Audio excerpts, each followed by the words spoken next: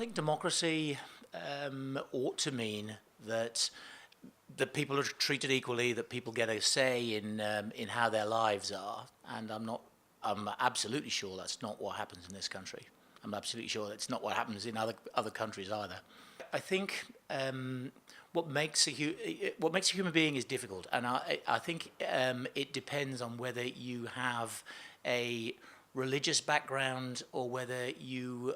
I mean, as a doctor, I'm of the belief that that human beings are a collection of memories and electrical impulses which move us in which get supported or negated by the experiences that we have. If you are a believer in religion, then you believe there's something extra about being a human being. The Kyle Slab talked at the first lecture about the Aboriginal way of thinking about what a human being is, and that connection between human beings and the land, and that there is something extra about being a human being that can't be replicated by a machine.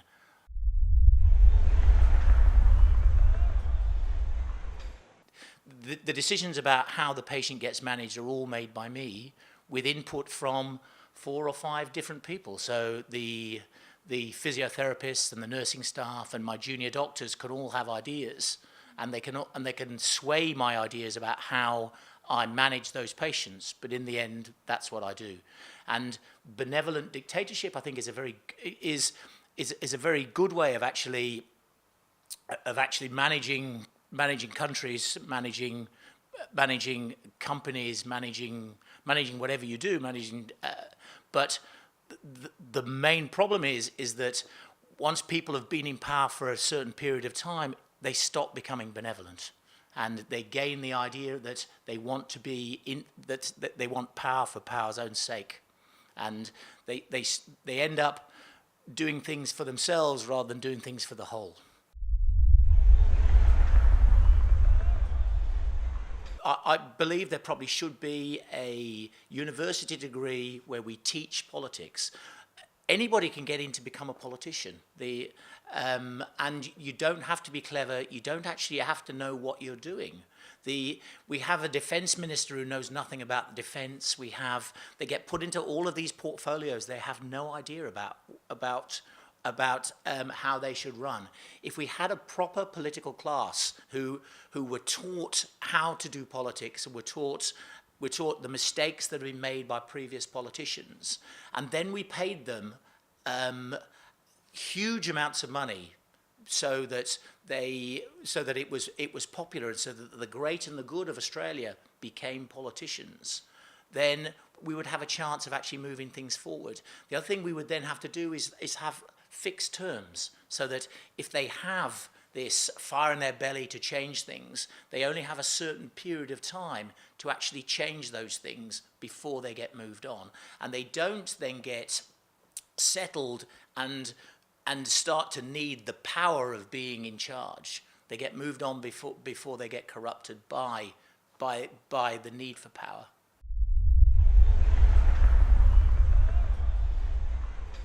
For me, democracy is about citizens taking up their rights, but also their responsibilities to participate in decisions that affect their lives, to make contributions to improve their polity, their nation, or their community.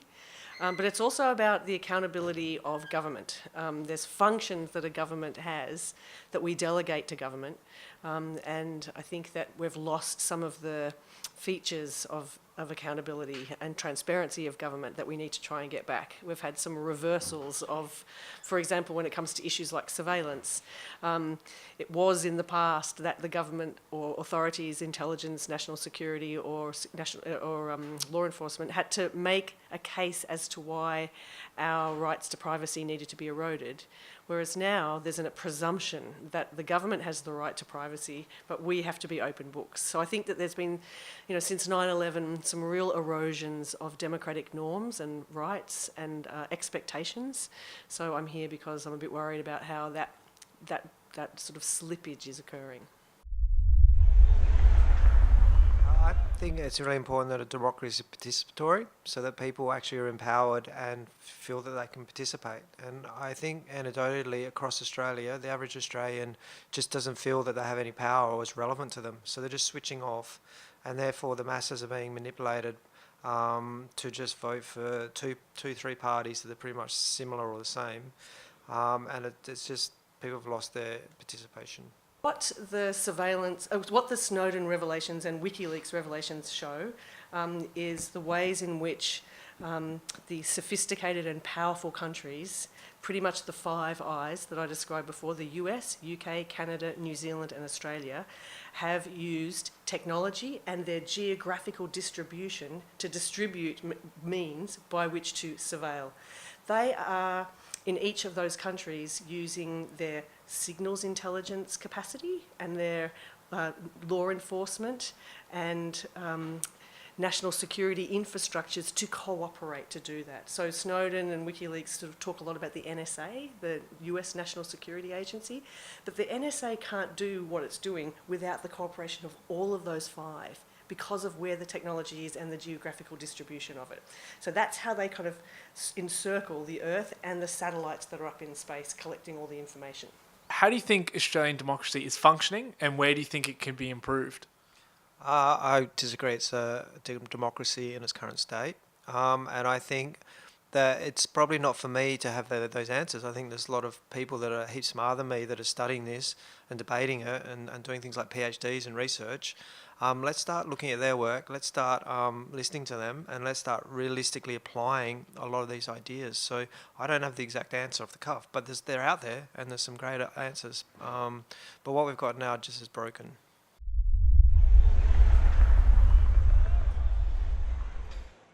Okay, Gobierno is a participatory performance where we invite audiences to imagine, co-create, and perform policies that they want their leaders or their representative to say or put into action.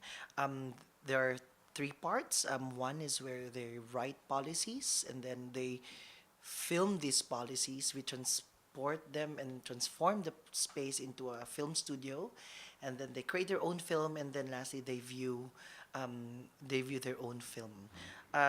It's part of a larger project where we are creating a database of different ideal governments created by different audiences in different communities around the world, and of course in the Philippines. This is the third year of this project, but even when we started it, we wanted it to be a 6-year project because one term of a president in the Philippines is 6 years, so we wanted to capture that cycle as well. And so, yeah, and I personally think, well, it is still a work in progress. Like, we're still trying to find the right shape, or we're still looking, like, we actually want to shift it around and, like, change it totally or something like so. It's a long-term project. It's performed in different countries already, different prototypes. So every time we perform it in a specific space or community, we partner with different artists or community leaders who are based in that community. Of course, they know the context more than us.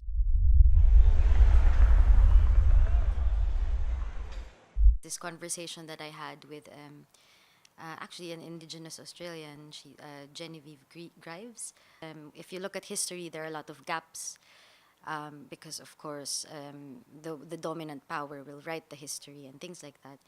And she said that's why she believes in art and culture, especially because for them it is it is Indigenous art that was able to tell those stories and fill in those gaps. And that's why she believes in art, and she believes in that function of art to fill in these gaps in history, and to articulate different struggles that are silenced. And yet, to me, I think that was a very strong provocation for me as an artist to look at my art in that sense, in that way. So I think, and I think for me that's where I personally think my art, where I find the meaning of my art, or why I keep doing what I do, because I think of the other, disciplines like technology and robotics or like mathematics and things like that. And they will have things that they can articulate and move forward with. And for me, I think art and culture also has this space, has this specific function that informs society.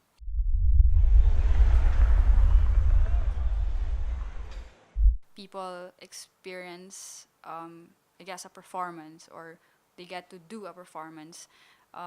It somehow informs them, like, what do I do? How do I feel? So in a way, it's I guess it's a process. Same as like maybe just going through that experience. It won't immediately like tell you that so this is what I have to do.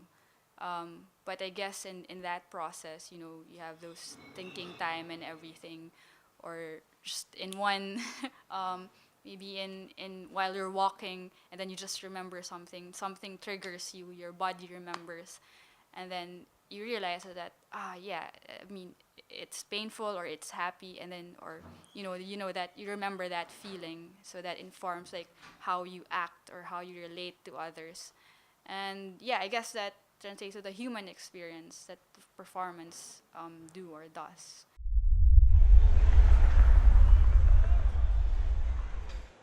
I have to remind myself to think about my lived experience of my own language of empathy in my own country. I think it would be the idea of kapwa, which is how we articulate.